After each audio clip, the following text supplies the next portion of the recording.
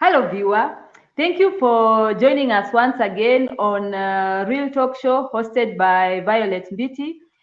This particular show highlights change makers from across the African continent who are impacting their communities one day at a time. So today we are going to discuss matters women empowerment, and we have on board Vexinah Mueni from Kenya, and she's going to share with us with regard to her work. So welcome to the studio, Vexinah.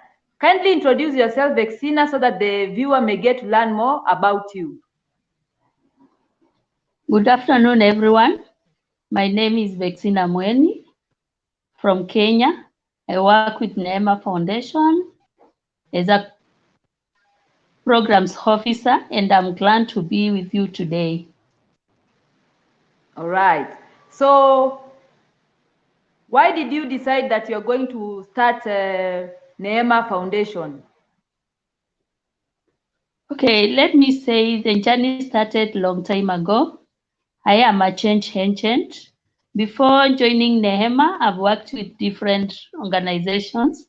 I've worked as a community service provider in my own county, and I was once an advocate of young people.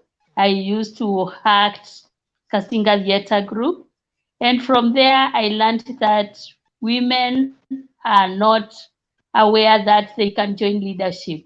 This brought me because during then the theatre group had only me as a woman. The other were young boys and young people who we are advocating for change. That motivated me, and I said, I don't need to work alone. I don't need to work alone. I need other women to have the energy and strength I have. And I had to have in mind that one day, one time, I will come up with a solution to what I'm finding for now.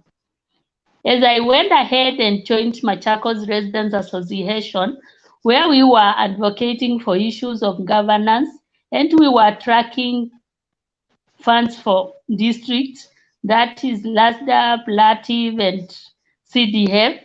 I found that in the barasas, in other outside forums, women were not active as men, and women were not involved. So I thought it was important that I champion the issue of women. Joining Neema Foundation, we had three things in mind. We had issues of governance, issues of human rights, and environment. Why we chose issues of governance was to champion issues of women and make them understand that in any kind of leadership, they have the entitlement, and any woman can stand out there and be a leader regardless of where she comes from, regardless of what she is by the moment. In issues of human rights, we understand at times you find that women are weaker when it comes to pursuing matter of human rights. You find that even understanding that they have equal rights with men was a challenge. This was to champion both women and men to understand they are all equal and they can participate in any form of leadership. In matters of the environment, having coming from Machakos and some area and Halid area in Machakos, I found that women are mostly affected by issues of climate change, and we started championing women to understand how they can undergo the effects of climate change and how they can change their security, their environment, and understand how to empower themselves within their economies. That's why we thought NEMA was important if we were out to champion issues of gender and gender equality. Oh, great, great. So, which initiatives have you started at Neema Foundation that address women empowerment? One of the issues we have, one of the things we have started with Neema Foundation is that Neema Foundation Kenya Climate Change Working Group. We can't. Oh, excuse Vexinah, we can't see you clearly now. Oh, sorry. Yes. Neema Foundation hosts Kenya Climate Change, a thematic that is called Gender and Capacity Building. In gender and capacity building, we usually mobilize and advocate for women to engage in matters of climate change. And we have an initiative that we go around advocating for matters of climate change. We engage in policy framework and enable our people to understand that climate change is real and they have a role to play when it comes to climate change. But specifically in climate change, we are on gender and climate change and capacity building. Other issues are issues of gender-based violence. We have an initiative in Machakos where we have brought stakeholders together, working together with the county government of Machakos. We have a technical working group. This technical working group takes issues of gender-based violence and addresses them. We have actors, we have brought all stakeholders together. We have the magistrates, we have the police, we have the office of the children, we have the county government, we have the civil society where I come from, we have the faith-based organizations, the NAT, the prisons, we have the youth, we have all sectors which deal one-on-one with issues of gender-based violence.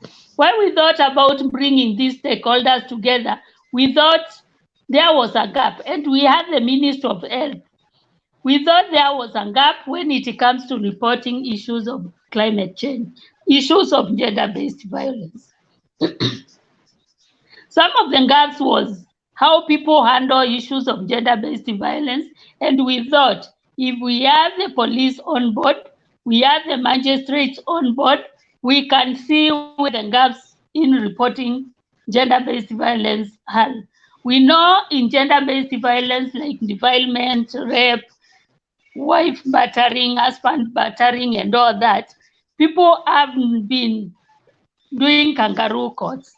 And we usually advocate for legal framework whereby we know if somebody has been raped or a child has been defiled, there are procedures where they can report and justice be found.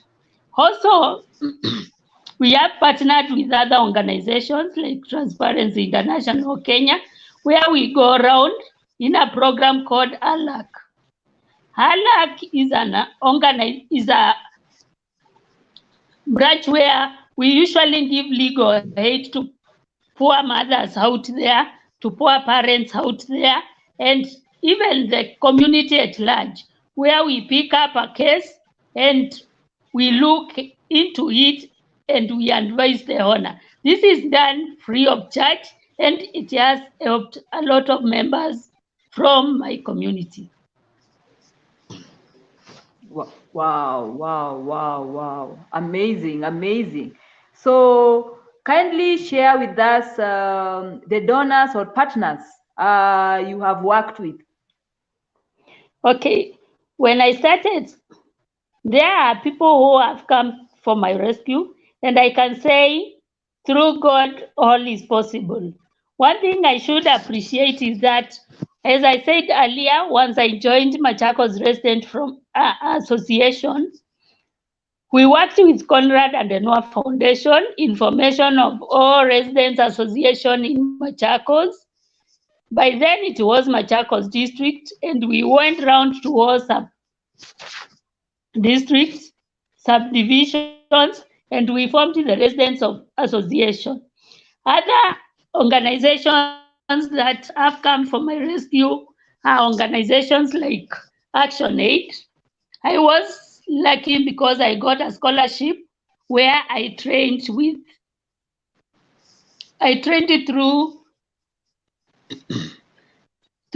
ActionAid, I got a scholarship to train on economic literacy and budget accountability for governance in 2012 in Arusha, MTCDC. This is a Danish program, and it all uplifted me to who I am today because I could understand the structures of leadership in Kenya and beyond Kenya. Another donor which helped me was I was empowered by NDI on political matters. I joined NDI Academy where I was trained as a champion and as a TOT, trainer for trainees to matters of politics. Another organization that has been was I joined human rights activism and I was trained as a female activist, and that gave me the legal framework to understand how legally I should behave as an activist and a champion of human rights. This was done through the Kenya Commission on Human Rights and WILDAV, Women in Law and Development.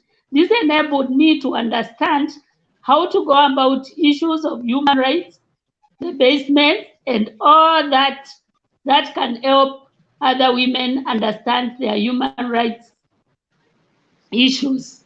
Another program was through Konrad and Deneuve Foundation and EU. I've worked with them the last 4 years, for some 4 years, in matters of accountability, in matters of social accountability, in matters of budget tracking and all that. And that enabled me even to suit more into structures of the government and understand how to track budgets, how to advocate for budget tracking to my community. Another thing is currently I'm in a program called ITP2. It's under ICDL. ITP2 is inclusive leadership, political leadership. This program has given me, it has enacted like an exchange program whereby we have partners from Botswana, Zambia, Namibia, Sweden, and other countries. It has given us a platform where we visit these countries and have exchange program on matters of change and inclusivity of women into leadership. I would say I might not name all the donors I'm working with, but I stand to thank Transparency International, who have partnered with me, and I work with them as their convener for Machakos and their mobilizer, and doing other duties that are entitled to matters of championing issues of women and also championing issues of fighting corruption. Thank you. All right. You know, when we discuss matters gender equality, you find that most men, they think that it's all about women. Do you think that men should also be beneficiaries also of the gender equality, or it is just women alone? Okay, let me say, when we look to matters of gender equality, people have been thinking gender belongs to women. And when you say gender, you mean women. That's wrong, because gender equality goes to everybody. And the Constitution of Kenya, I should say, is very clear when it comes to matter of gender, because it defines what gender is and how gender works. Sometimes people think men are not entitled to issues of gender, but gender is inclusivity, where men and women have equal rights to do all things, all have equal opportunities when it comes to leadership. So anybody who thinks gender equality is an entitlement for women is wrong. We have to bring both women and men to make it better for them to understand we all have equal opportunities and equal platforms to address issues of gender equality. So gender definitely doesn't mean women, it means inclusivity for all with equal rights for all. All right. So, speaking matters politics, even Yes. across the African continent, it's only a few countries that have met the two-third gender rule. One of them even being Rwanda. And why do you think, like the even the bill, even to just increase the number of women in parliament is just not working? Do you think that the strategies are being utilized aren't right? Because you can see even here in Kenya, women have been advocating for years, because the constitution states that at least two-thirds should be of parliamentarians should be women, but that is not the case. So what do you think is the way forward with regard to this? Okay, let me say our country has issues that has affected issues of two-thirds gender rule, and one is the aspect of culture. We have different cultures who believe in different norms and values. Like in some places in Kenya, you find that some women cannot stand in front of men and talk. And this is a cultural aspect, whereby if you talk being a woman, you are not respected. We cannot run away from that. But as time goes by, we have been seeing change where women can now vie even in those places and become a leader. Another aspect is in Kenya, our laws were very shoddy at times, because you find that before women could not own property. But now we have the matrimonial act, which gives the authority for women to own property. Another thing is the aspect of political issues and influences, whereby most of the people thought women cannot join politics and women cannot stand and campaign during political campaigns. This has been bypassed by time, and now women can go out there. We are not yet there, but we have seen powerful women leaving their norms and cultures and working to stand for politics. I can say we have people like Mother Karua, we have people like Honorable Charity Gilu, we have people like Wavinya and others. These are women who have stood out and campaigned and gotten into position. If we compare Kenya with Rwanda, one, the population of Rwanda cannot be compared with Kenya, because when we look at the kind of tribes we have in Kenya, the population and all that, it's not a one-day thing where we can go out there and tell people we need to include women in our political game. Rwanda can do it because the population is smaller, and the smaller the population, the easier to control. But with Kenya, the population, the 43 tribes, each having different cultural aspects, will take us some time. But we are going to be there.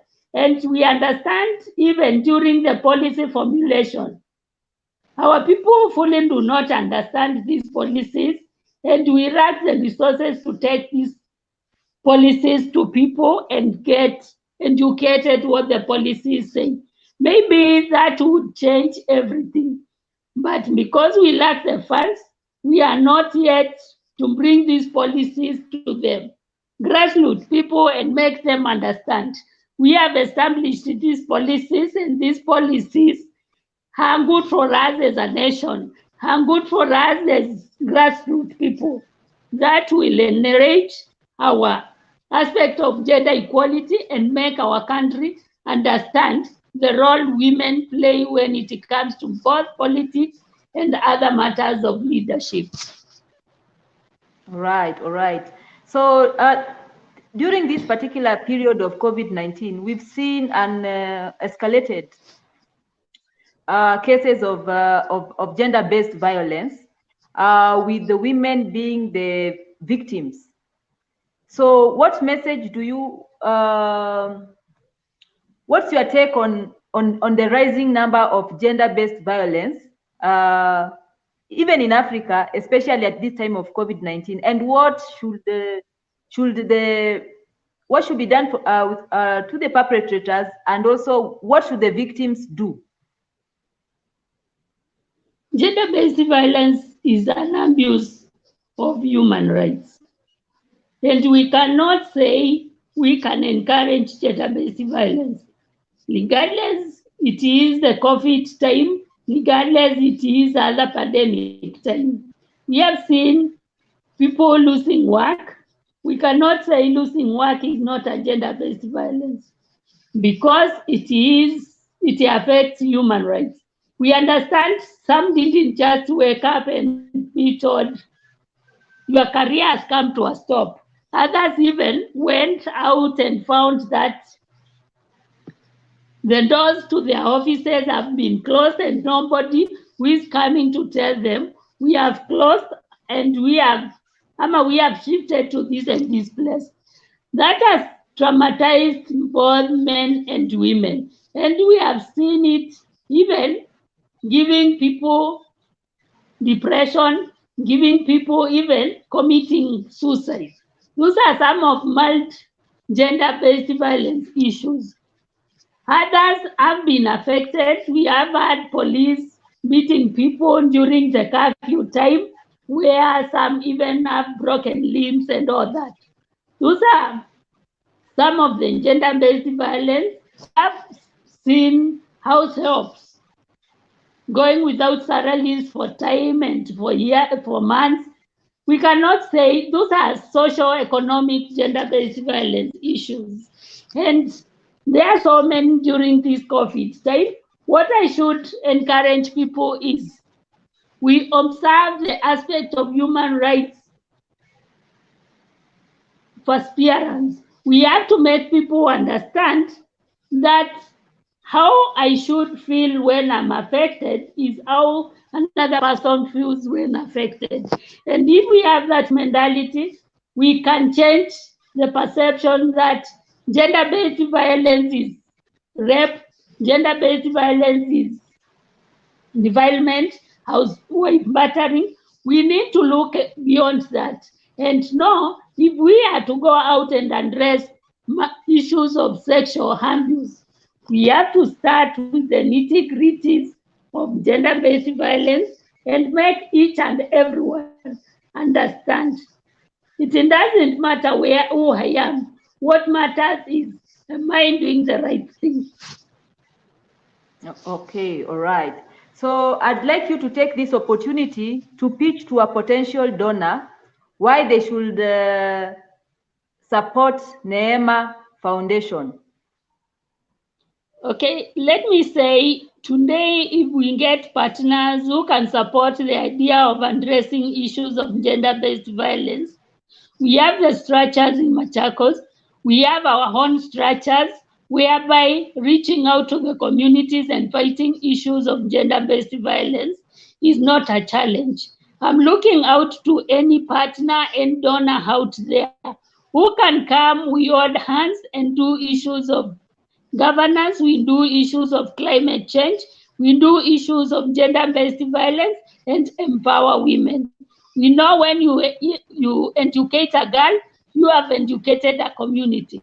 So my request is, don't sit with what you are doing. Look for other people, partner with them, and make them global like a village, whereby what is going on in America is going on in Kenya, it's going on in India and other countries. My call is, in Africa, we need a united Africa. We need to to initiate our own methodologies whereby we have One Voices Africa, and this can be done if we champion the Africanism we have through unity, through networking, and through partnerships. These partnerships can bring about the change in Africa we want and can make Africa a better place and more comfortable for everybody who visits Africa. My call is, let's join hands and champion for matters of human rights, champion for matters of gender-based violence, and walk the talk together. We need each other and we need to work together. Thank you. Welcome, welcome. So thank you, Vexinah, for joining this live show and sharing with us what you do at Neema Foundation, and also your work even as a technical working group member of the gender working group in Machakos County. So asante sana Vexinah for gracing the show. Thank you so much too. All right.